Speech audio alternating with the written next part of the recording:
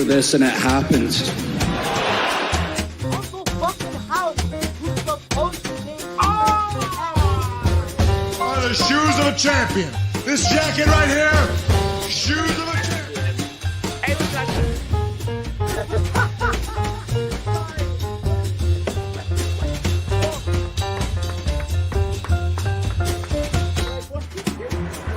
No heat.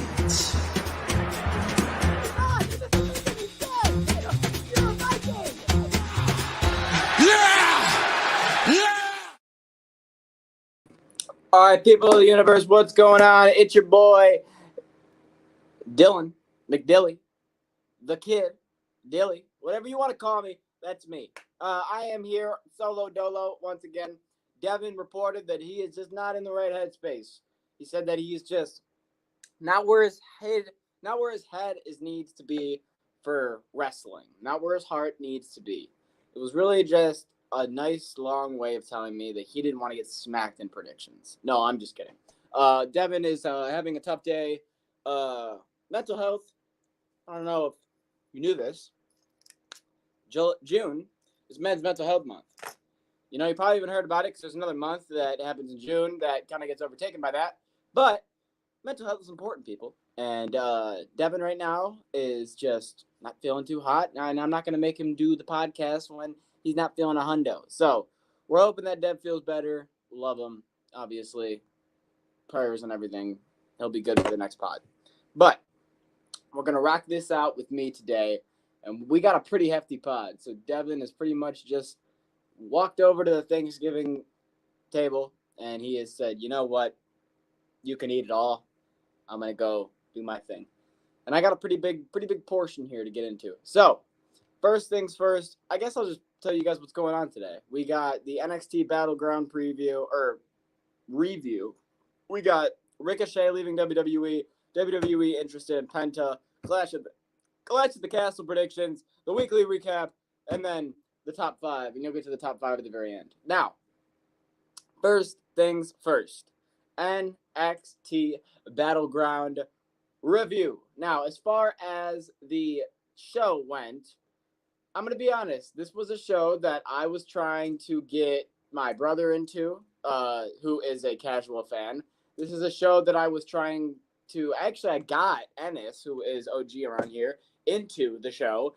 And, you know, these aren't people that are everyday NXT watchers. So, to overall sum it up, I felt bad that this was the first show that I told them to watch because in my opinion, if we're going to call this the new generation, the next era, whatever era this currently is, this was probably the worst NXT premium live event that I have seen. How about since they've been called premium live events? That's a good little shtick there. Since they've been premium live events and no longer pay-per-views, this has been the worst PLE of the NXT era, but that doesn't mean it was a bad pay-per-view. And I would say it was mid. It was a mid pay-per-view. I think I gave it a 7.8, 7.5, if you want me to be honest. That's where it was. It was mid. It was 3 stars, and I'll go through this really quickly. Starting off with the Women's North American Championship match. Ladder match.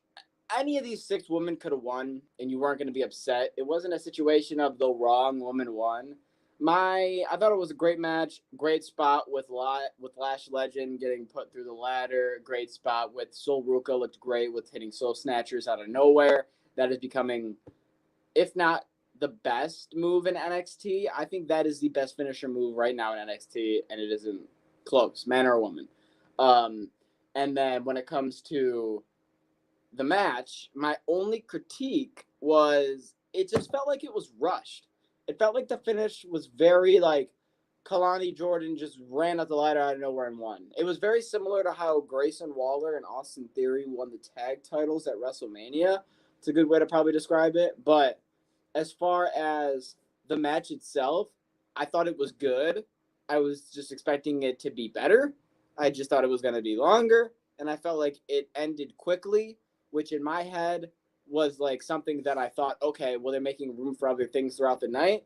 But when you go through the rest of the card, as we are in a second, they had a lot of time that it felt like this rushing was a theme throughout the rest of the matches. So 5 stars, I would give it 3.5 and medium thumb, because I'm all the way thumbs up. It's just the finish of a match what pulls me in or what pushes me out, and this finish I didn't like how quickly it just was like, oh, and she just ran up the ladder and won. What about all the damage that she took throughout the match? It seemed very abrupt. All right, next, this one I'll be very quickly with. Tag team match, it was good. My problem was it felt like a tag team match that I could see on an episode of NXT. It didn't feel like an elevated premium live event tag team match, which sucks because I was really excited for the OC to be, okay, let's see a pay-per-view tag team match from these guys, because I haven't seen a pay-per-view tag team match from these guys since TNA. And when they came out here, the last 5 minutes of the match, it cooked, and there was great moments, but I just felt like this is something they could have done on an episode of NXT, and it didn't do anything for me. I'd probably give this a thumbs down, honestly, and 3 stars. It wasn't a bad match. It just I feel like there was better matches that could have been in this position. Like, I know people are going to talk about that. It could be so rushed if Gallus already had that tag team title opportunity, but I feel like Gallus should have been in that spot, not the OC, and what's his name? If Joe Coffey, after 3 weeks, was able to get into a title picture, and Ethan Page was able to get a title picture after 2 weeks, you can make the case for Gallus to have been that team. Next, we have the...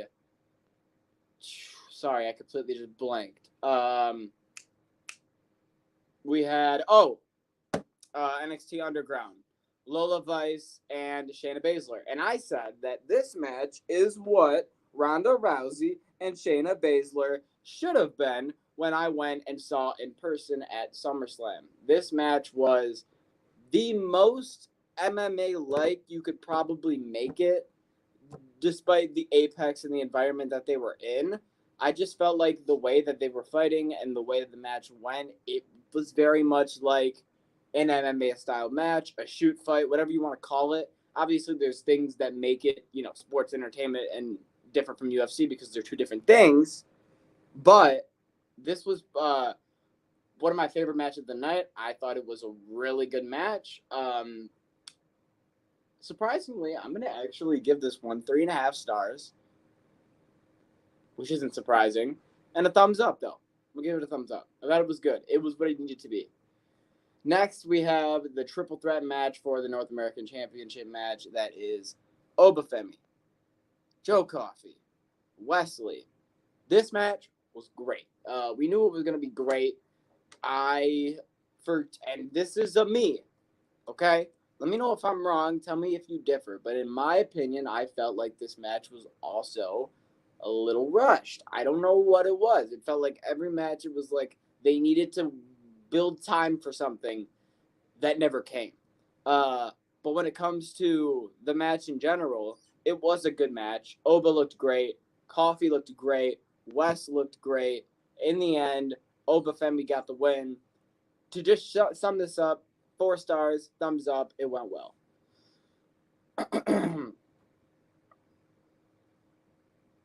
Next, my match of the night.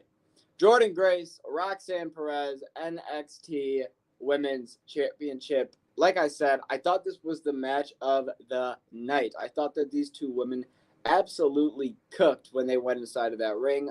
Obviously, the biggest storyline of this match was Roxanne Perez having Jordynne Grace's earring get caught in her thigh, then proceeding to wrestle the rest of the match with it in her thigh, and Jordynne Grace's ear bleeding down the entire match. That was pretty gnarly. When it comes to women doing crazy shit, that was some of the craziest shit that I've seen. It just shows that Jordynne Grace is an absolute badass. And also Roxanne Perez, I know that shit hurt. So shout out to you. But when it comes to the match itself, I thought it was the best match of the night.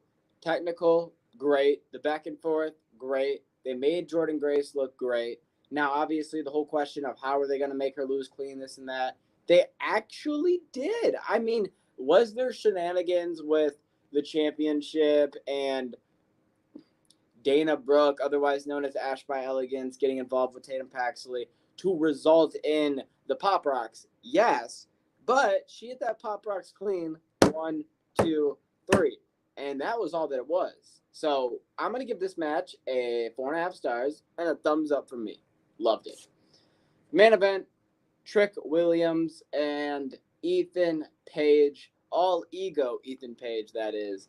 I thought that this match was something that, in my opinion, it felt almost like there's going to be a shock factor. There's going to be an unpredictable thing here because why is Ethan Page getting a championship match on his first match in the company? That was why I took Ethan Page to win the championship or to win by disqualification. I just thought there was going to be a situation where Trick wasn't going to be claimed the winner.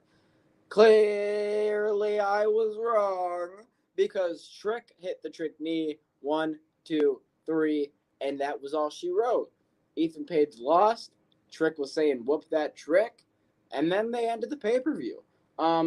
It just felt weird. It just felt like something was missing. It felt like it was done and that was it. Now, I understand that NXT just happened, and basically NXT is in a weird period right now where TNA talent could be coming in, but we don't know if they're going to be coming in to actually be into storylines or just to make one-off appearances, like how Roxanne did, and now how they're going to have a 25-man battle royal next week, and they're teasing other TNA people. So we will see what happens when it comes to that. But as far as NXT Battleground, it was the worst premium live event that I've seen as far as all the NXT ones in the last while. It wasn't a bad show. It just left me expecting and wanting a lot more. All right. God damn it, I'm thirsty. Let's start it off, or I guess not start it off. Let's kick it into the week in review. This is where we talk about what is going on in the world of wrestling. Now, starting off with Monday Night Raw, the biggest storyline still in Monday Night Raw and still Jesus, and still in WWE, in my opinion, is Chad Gable and Alpha Academy right next to Liv Morgan and Dominic Mysterio. Those are the two biggest things that are currently happening. They continue to elevate that with Chad Gable and Sami Zayn, that whole storyline continuing to elevate, like I just said. And then Dominic, God bless your soul. You're a better man than me, my good friend, because Dominic Mysterio was told on live television that instead of calling a woman mommy, he needs to be called daddy. And I don't know about you, but any man that was watching that, they folded. I'll tell you right now, I folded, you folded, we folded. And Liv Morgan, you have that power over us. And I'm sorry to Dominic's wife who had to see that and then proceeded to watch her ride him to close the night. But no, I'm not joking. She was riding, she was straddling this man while he was laying on his back, and she fell onto his lap to close out the end of Raw. But those two, in my opinion, are the two biggest things. I mean, I could put this right back on the screen because if we're being honest with you, she is continuing to insult my brother every single week, and Finn has to come out and try to save him. And honestly, Finn's the only real one because JD, he don't want nothing to do with it. Carlito, he's like, that's cool. Oh, it's not cool. This is not cool, Carlito. And Damian just keep telling him to handle it. He's fucking trying, but I don't think he can handle it when he's got Liv Morgan calling him Poppy. That's just not going to work. Anyways, we'll swing it over to SmackDown because the biggest thing that is happening over on SmackDown is Cody Rhodes and AJ Styles. I'm trying not to talk about things that are going to be going on at the pay-per-view because I'm going to go into that when we talk about Clash at the Castle. So as far as people who aren't on Clash at the Castle who were appearing on SmackDown, the biggest person that I guess we need to mention is LA Knight. This is now another premium live event that he's not going to be there because we are just setting up him and Logan. We had him and Carmelo Hayes finally in a match, which he won, and I thought that was a great match. But, yeah, shout out LA Knight. Alrighty, we're not done because in the weekend review, there's two big headlines that I want to talk about. The first one is Ricochet. So, Ricochet, the man that everybody has been talking about for the past couple of days in the dirt sheets, has reported that he is not going to be re signing with the WWE. At the end of the summer, he's going to let his contract expire. And I want to just give my 2 cents on this. Now, as far as Ricochet as a performer, he is one of the few men that can do things that nobody else can do. Ricochet is one of the greatest professional wrestlers as far as electrifying moves, and I'm trying to figure out the way he can do things in a ring that aren't natural, like Will Ospreay-esque, okay? But WWE does not utilize this man as a top character. The second he wasn't Prince Puma and he was Ricochet and he was just a little baldy and then Logan roasted him, it was bad, like, as far as character work. So what I think Ricochet should do, because I know that everyone's going to go, AEW, AEW. I don't think he should go to AEW because I think he's going to do the exact same thing he did in WWE. He's going to put on fucking fantastic matches, and then what? Then yeah, he probably won't win any titles. His promos are still going to be what they are. And honestly, I'd rather have Samantha Irvin than the current Ricochet right now. So what I think Ricochet should do is I think Ricochet should take his ass to the Indies. I think he should go to TNA. I think he should go to MLW. I think he should go to UGA. Yeah, the Underground Pro Wrestling. He should go all over the independents, New Japan, and put on fucking banger matches, bring his name back up there. And then if we are in a situation where he has a big name, you'll see him in AEW, not just as another filler guy, but somebody who will be in high-profile matches and storylines because he's already made his name bigger in the independents. If that makes sense, that's what I think he should do.